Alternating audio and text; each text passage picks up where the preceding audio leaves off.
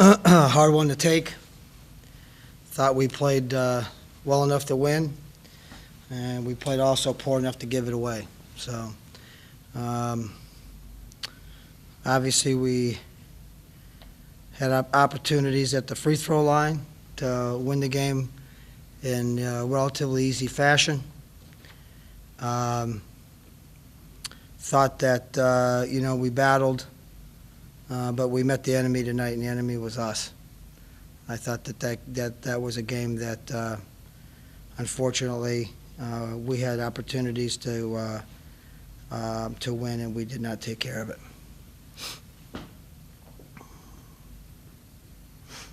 What do you think the difference, in the regulation, and then, obviously you guys showed toughness to get back in it, and, in the extra overtimes too, but what do you think the difference was, overall? I don't think we executed very well. I don't think we shot free throws very well.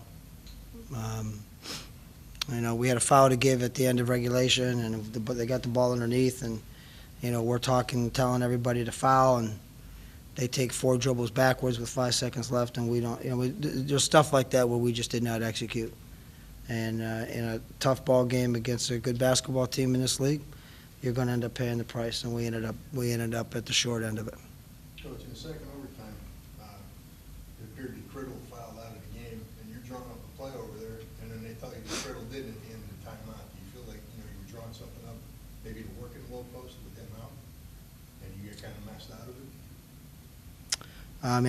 It was obviously a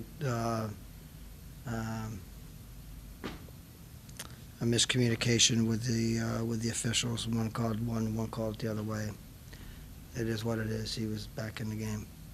So, do you have a status on Damien Erkel? No status. Jerry, can you just talk about maybe Blake and setting an all-time three-point mark, obviously in a loss, with this precedent? Proud of him. He's a great player. Works really, really hard every day.